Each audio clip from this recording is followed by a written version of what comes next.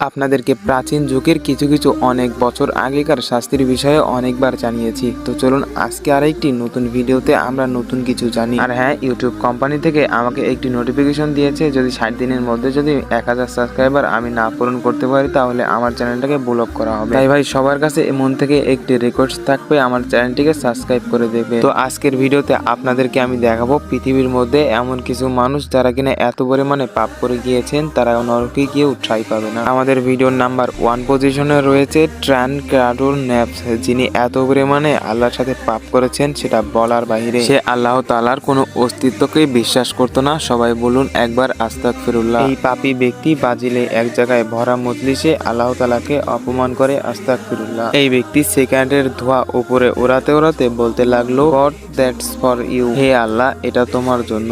এখানে আল্লাহ তাআলাকে অনেক অপমান করলো। এখানেও একবার বলুন আস্তাগফিরুল্লাহ। আর আপনাদেরকে জানিয়ে রাখি, আল্লাহ তাআলা পৃথিবীর বুকেই এই লোকটিকে এত ভয়ঙ্কর সাজা দিয়েছে, জানি না তার ওপারে কি হচ্ছে। এই ব্যক্তি প্রাইম মিনিস্টার হওয়ার একটি স্বপ্ন দেখছিল, কিন্তু সে যে পাপ করেছিল সেই পাপের সাজা তো তাকে পেতেই হতো। আর তিনি ইলেকশনের আগে বলেছিল আমি অনেক মার্জিন ভোটে জিতে যাব, কিন্তু তার ভাগ্যের কি পরিণাম দেখুন। তার পাপের জন্য তিনি লাংস ক্যান্সারে ভোটের একদিন আগেই মৃত্যুবরণ করেন। তিনি চ্যালেঞ্জ করে বলেছিলেন প্রাইম মিনিস্টারের যে চেয়ারটা আমি ছাড়া কেউ বসতে পারবে না। এই জন্যই বলে যেমন কর্ম তার তেমনই ফল পাওয়া যায় দুনিয়াতে, আর ওপরেরটা তো বাকিই পড়ে রয়ে গেল। তাহলে একটাবার ভেবে দেখুন এই মানুষদের মনের মধ্যে কত জঘন্যতম চিন্তাধারা ঘুরতো। আজ পর্যন্ত পৃথিবীতে এমন কোনো জিনিস সৃষ্টি হয়নি আল্লাহ তাআলার সাথে টক্কর নেবে। আলহামদুলিল্লাহ, আল্লাহ তাআলা সর্বশ্রেষ্ঠ পৃথিবীর মালিক, আর যেই আল্লাহ তাআলার বিরুদ্ধে যাবে তার সঙ্গে এমনই হওয়া উচিত। তো আপনাদের কাছে আরো একটি রিকোয়েস্ট থাকবে, তার বিষয়ে কিছু লিখে যাবেন আর আমার চ্যানেলটাকে অবশ্যই সাবস্ক্রাইব করবেন।